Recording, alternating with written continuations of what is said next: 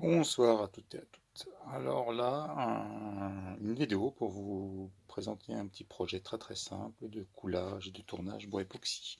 Je suis parti d'un tronc qui était cassé en deux. Vous voyez là le tronc là, cassé en deux, avec un trou d'ailleurs que j'ai bouché avec un autre bout de bois. J'y ai rajouté des deux côtés une planchette et j'ai étanché tout ça. J'ai posé dedans une vieille racine.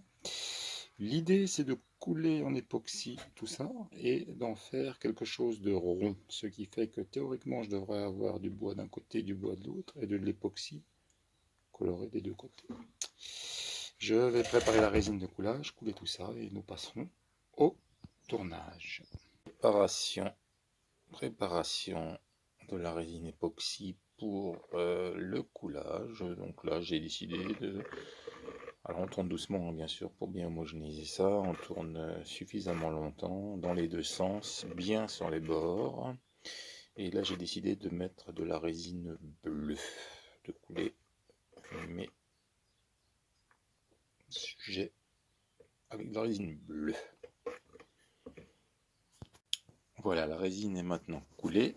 Et vous voyez là au milieu, je viens juste de rajouter une pièce que je m'étais fabriquée qui va me permettre à faire la prise. Donc ce diamètre-là, ça correspond au diamètre de serrage de mon mandrin de tour, ce qui va me permettre après de prendre cette pièce et de la mettre sur le tour pour pouvoir usiner le dessous. On va laisser sécher tout ça et on va se rejoindre pour la partie démoulage, c'est-à-dire suppression de cette pièce, pour bien, comme je vous expliquais au début, avoir cet effet époxy bois du bol. On verra ce que ça va donner. Pour l'instant, tranquillement, séchage et patience. Le coulage est maintenant sec, bien sec. Bon là il y a un peu de bullage ici, bon pas terrible, mais comme je vais couper, faire un demi-rond, ça devrait aller.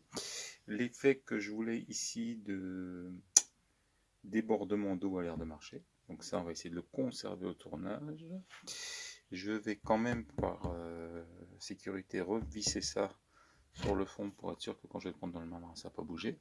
Donc là pour l'instant je vais supprimer les côtés, tailler et commencer à faire un demi-rond. Ce que je voudrais essayer de faire, c'est faire un bol avec le rond du dessus plus grand que le diamètre du dessous. Ça sera plus parlant quand, quand j'aurai commencé à le tourner. Voilà. Bon, cette étape de coulage est maintenant terminée. On coupe la petite verrue là que j'ai coulée aussi. Ce côté-là est maintenant coupé, donc je suis maintenant à peu près au diamètre. Je vais presque être prêt à mettre ça sur le tour. Alors voilà, la pièce est sur le tour. Rappelez-vous, le petit téton que j'avais mis là, après ça sera creusé, ça ne se verra plus. Maintenant, je vais faire la partie arrière. On va le démarrer, ça va secouer un peu, hein, parce que c'est tout sauf équilibré. Ça va, on va aller tourner ça.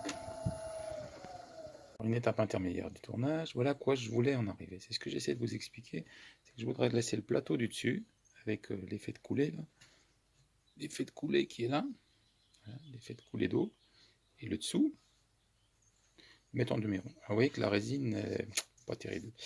La résine est trop dure, j'ai dû la doser trop fort et du coup elle a tendance à casser. Mais je reboucherai toutes ces petites imperfections là plus tard.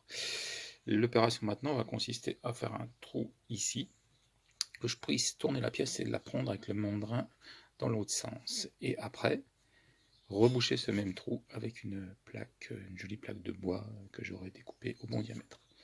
Voilà pour l'instant.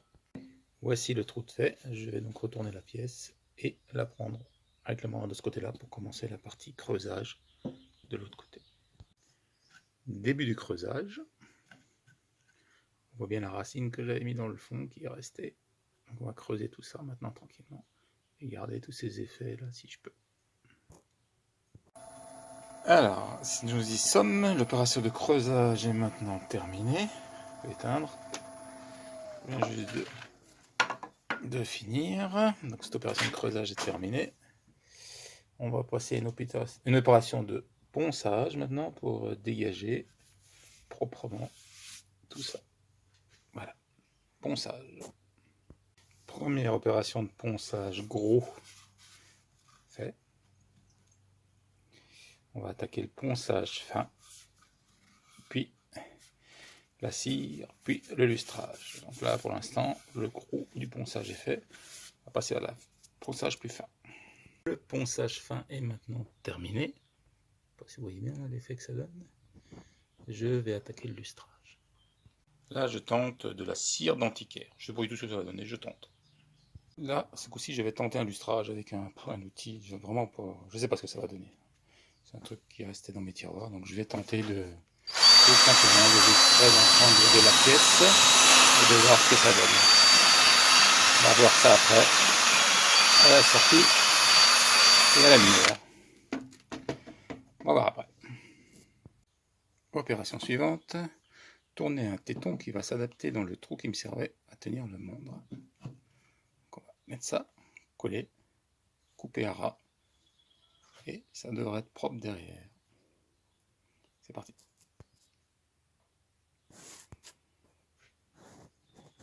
Le trou à l'arrière est maintenant bouché. Je vais sécher un peu toute cette patine et faire une deuxième couche de patine pour obtenir un brillant.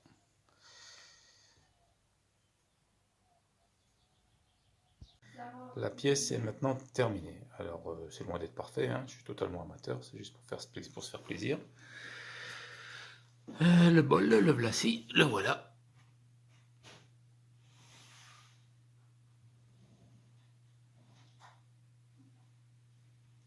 Voilà, comme je vous dis, hein, c'est plein d'erreurs, mais on apprend. Voilà. Et là, l'effet de débordement que je voulais obtenir au début, là, que l'eau vient là, recoule par là. Terminé pour ce petit projet. À vous de jouer maintenant. C'est simple, du bois, de la résine, un tour. Et c'est parti. Bonne fin de journée à tous et à toutes.